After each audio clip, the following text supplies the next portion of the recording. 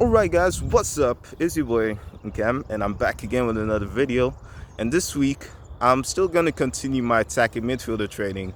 And what better way to do it than to do the King Kevin challenge, a 1-week program on the Train Effective app. Now Kevin De Bruyne is a midfielder that has great attributes in his vision, passing, dribbling, and so many other factors. And that's what this drill is just gonna focus on. And here is the drill right now on the app. So yeah, the first drill that I'm gonna do is general dribbling workout B. But I'm not only gonna rely on this, I also added other drills to this, which was the advanced passing. Since the general dribbling focuses a lot on dribbling, I just did the advanced passing to also work on my passing as well. So yeah, this should be an interesting week, and I'll try my best to show you guys the leaderboard. And as it stands as of right now, not in this there. Yeah. So it's kind of glitching. I think it might be due to like my mobile data or something. I'll probably show you guys the leaderboard when I get home. But let's just start the challenge. Alright guys, so for my first drill, it was the inside out dribbling. Again, we're focusing a lot on the basic techniques of dribbling, taking it in and out, and then adding the twist of finishing as well. So nothing really new here, just the same things I've been doing over and over again. And although it might seem repetitive, it is quite beneficial to me. And plus, the finishing is the greater aspect of it all. That was something I added because previously I just did this drill without the finishing because of my lack of a goal post, or I was just focused on the dribbling. And sometimes that can really be a challenge, especially when you do drills like this. You kind of get bored, but how I kind of push myself to even go further is by saying, okay, maybe this time I'll go more faster, try to increase my speed in each rep, then progressing. And that's why I added this timer stuff. So for this first set, it took me 2 minutes and 48 seconds. So let's see if I can beat that in my next rep. And I didn't really get off to a great start there. I kind of lost the cone. Shoot, boom, go. And guys, like I said in one of my previous videos, one of my friends told me that our high school coach will be hosting a match. So I look forward to going to it, and what better way to prepare for it than to do some training. Even though it's gonna be a level below me for now, I gotta make do with what I got so far, because I'm still learning how to drive and I can't be going to right states to go and play with a soccer group that I just joined. So, and since we are playing some matches here, I'm gonna take advantage of that. That's one key thing, to take advantages of the chances you have. And it's also important to train as well as play matches, because that match-like experience would make your training worth it, and it can even motivate you more to find ways to improve. And back to reality, I didn't do so well in that previous one. I only got 3 minutes and 13 seconds.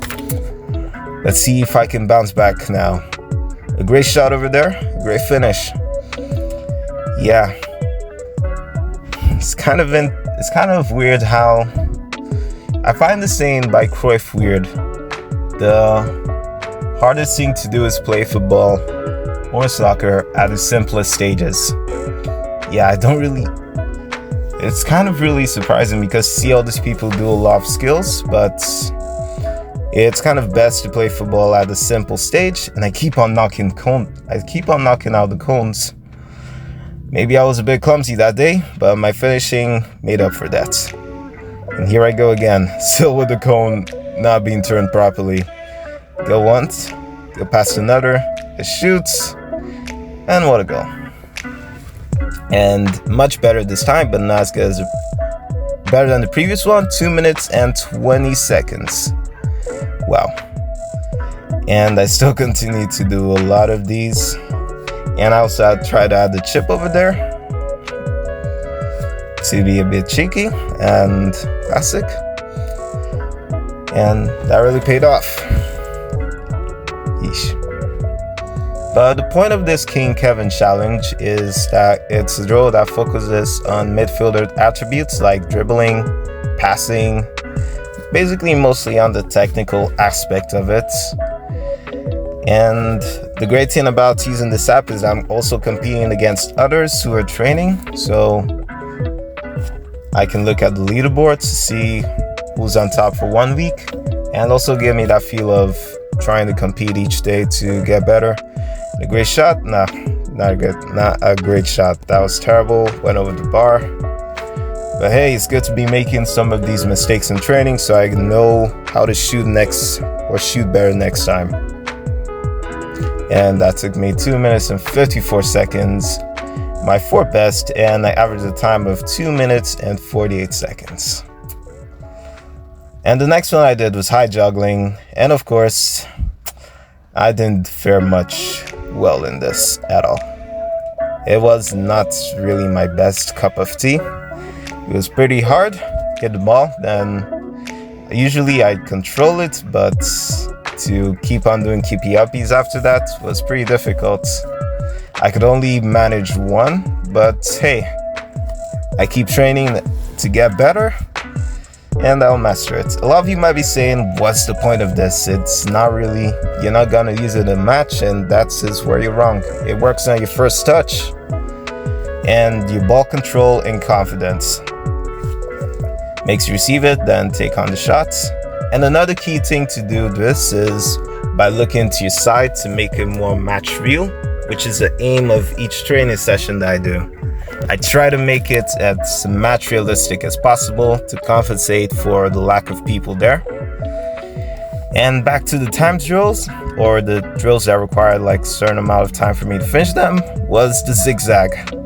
A simple drill where I just ran past one cone, where I ran in a zigzag motion, changing pace as I do so. Then at the linear point, just do a simple skill move and finish. Now this is great for like trying to shoot at a very high speed, because in matches you'll have to be quick and you'll have to act fast. If you can't play quick, you have to think quick. Basically, you just gotta be quick, which unfortunately is something I lack both on the field and in real life, because I find myself be acting slow to some situations or acting slow. Heck, even the people around me can probably tell you this, that sometimes I kind of act slow or don't react too quickly or kind of act dull in some scenarios. But that's the point of this drill, oddly enough. Forces me to move quickly and also change pace. And that took me 2 minutes and 3 seconds, my fastest so far. And since I said I wasn't doing well in the high juggling, I just repeated that drill by doing it over and over again. The only way I can get better each and every day, just repeating the drills I don't do so well in and getting better rather than complaining, and go on to score wonderful goals like that. But anyways, back to training.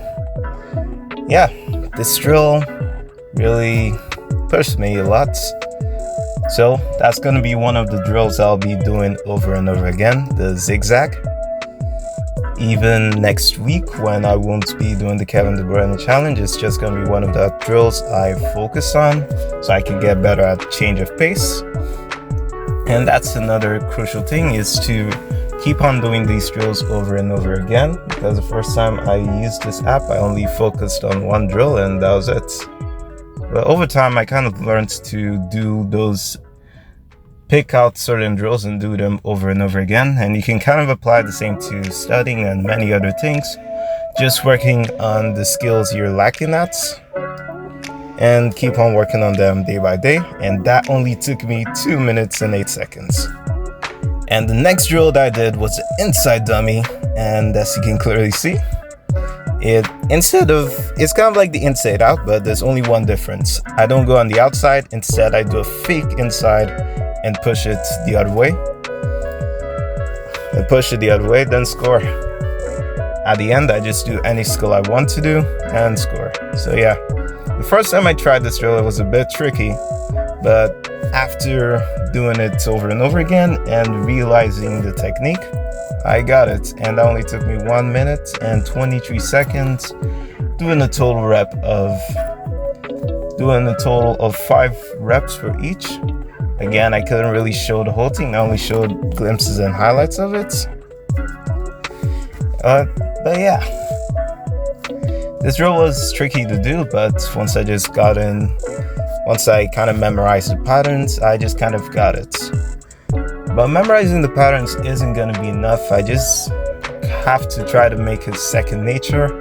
One of those skills I can do, or the first thing that'll come to my mind when I'm doing it. So it's not really enough for me to just know how to do it. I also need to